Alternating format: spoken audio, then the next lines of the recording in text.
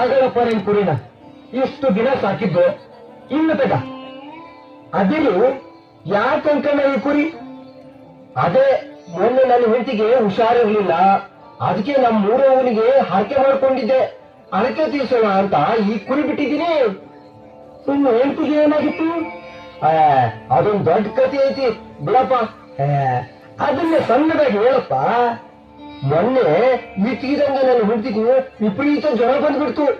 ದವಾಖಾನೆ ಕರ್ಕೊಂಡು ಹೋದೆ, ಏನೇನೋ ಮಾಡಿಸಿದೆ, ವಾಸಿ ಆಗ್ಲೇ ಇಲ್ಲ.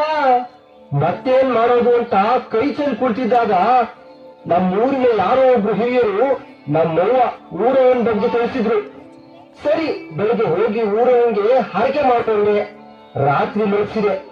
ಮೈ ಮುಟ್ಟಿ ನೋಡ್ತೀನಿ, ಮೈಯೆಲ್ಲ ಕೆಂಡದಂಗ್ ಸುಡ್ತಾ ಇದೆ.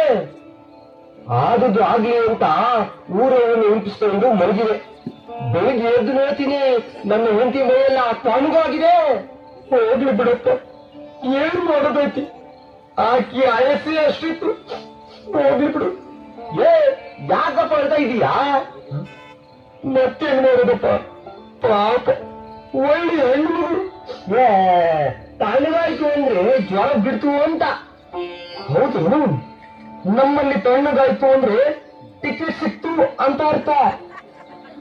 ಅದ್ ಸರಿ, ನಿಮ್ಮವ್ವ ಒಂಥರ ತಹಸೀಲ್ದಾರ್ ಆಫೀಸ್ನಲ್ಲಿ ಜವಾನ ಇದ್ದಂಗೆ ನೋಡು. ಯಾಕಪ್ಪ? ಹೌದು, ಮತ್ತೆ ನಿಮ್ಮೂರವರಿಗೆ ಹಸಿವಾದ್ರೆ ಒಂದು ಕೋಳಿ, ಇನ್ನೂ ಹಸಿವಾದ್ರೆ ಒಂದು ಕುರಿ ಕೇಳ್ತಾರೆ, ತೀರಾ ಹಸಿವಾದ್ರೆ ಒಂದು ಕೋಣ. ಇದನ್ನ ಬಿಟ್ಟು ನಿಮ್ಮೂರವ ಯಾವತ್ತಾದ್ರೂ ಈ ಹುಲಿ, ಸಿಂಹ, ಚಿರತೆ ಇಂಥವುಗಳನ್ನೇನಾದ್ರೂ ಬಲಿ ಕೇಳಿದ್ದಾಳ?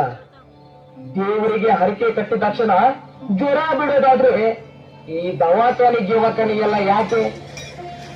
ಅದಕ್ಕೆ ಅಪ್ಪ ಬಸವಣ್ಣವರು ಹೀಗೆ ಹೇಳಿದ್ದಾರೆ, ಕೊಲ್ಲಿನಯ್ಯ ಪ್ರಾಣಿಗಳ ಮೇಲಿನಯ್ಯ ಬಾಯಿಚ್ಚಿಗೆ, ಕೊಲ್ಲಿನಯ್ಯ ಪ್ರಾಣಿಗಳ ಮೇಲಿನಯ್ಯ ಬಾಯಿಚ್ಚಿಗೆ, ಕೊಲ್ಲಿನಯ್ಯ ಸರಸತಿಯರ ಸಂಗಮ, ಕೊಲ್ಲಿನಯ್ಯ ಪರಸತಿಯರ ಸಂಗಮ.